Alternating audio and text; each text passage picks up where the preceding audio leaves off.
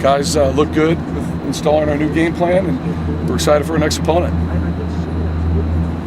You guys go up against them in practice, but Colton Miller, he's kind of a guy who's played a lot more in the last month. What does he bring?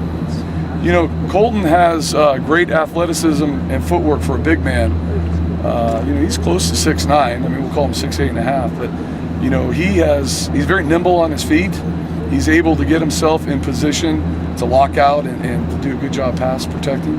And it's been great to watch him progress in his year and a half here. He's only gotten better and better. I know you don't have maybe as much familiarity with other teams as you do with your own team, but Kenny Clark, I mean, do you think he should be in contention for Pac-12 Defensive Player of the Year this year? No question, no question. I think Kenny Clark has proven not only the last 3 years, but this season he continues to get better and better and better. You know, the impressive thing with Kenny Clark, even though he plays nose guard, he's become a very good pass rusher. And that's to his being so diligent and really taking pride in his pass rush and wanting to get better. And he's really accelerated in that area. So it's fun to watch Kenny Clark. He's an excellent player. Is this the type of pass rush you expected him to develop this year, or has it exceeded your expectations at all? No, I expected him to be at this level. Kenny is very coachable. He works extremely hard.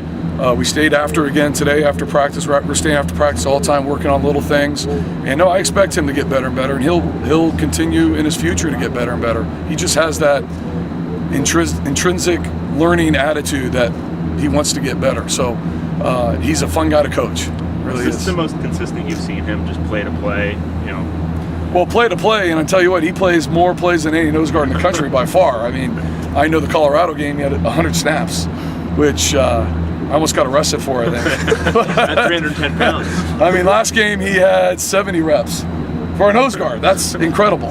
You know, usually nose guards, you know, 40 reps is pretty good. But, you know, when you have someone like Kenny Clark, it's hard to take him out of the game, especially when you're in tight ball games. You know, the game's on the line. I want my best player out there, and so I'm going to ride with Kenny. Yeah, no question. Isn't that kind of unusual, though, for a big guy like that to be able to have the stamina to play that many? Yeah, and that's a credit to Coach Alosi and our conditioning staff and our training staff and certainly Kenny Clark. I mean, I don't know if you guys saw him. He was doing extra wind sprints after practice today on his own because he knows he's going to play the whole game. So, you know, it takes a village, and I think you're seeing the results. What's the biggest challenge for a nose tackle to become really a good pass rusher? Well, you have the challenge of a double team, and you really do when you have a true nose guard, because you're going to get the center, obviously, and you're going to get one of the guards coming down on you. So you have to be able to fight resistance, feel the pressure, hold your gap, read the hat, understand if it's run or pass, and then you have to have your plan to execute what's going on in front of you. So a lot of things are happening in a short amount of time. So you have to be a quick decision maker. You also have to keep leverage because, again, you have two guys on you. So a combination of things. And with Kenny, we've been able to do some different things pass rush wise where he can feel which side the guard's coming from, fight against the resistance, and try to cause separation between the center and the guard. So in that area, he's getting better. He's being able to identify run and pass quicker and attack one guy to the other guy and then make his move. Would you say that Kenny's still not a finished product? He has a lot yet to achieve? For sure. I think he's only going to get better and better. You know, we're just touching on his pass rush and how it's improved.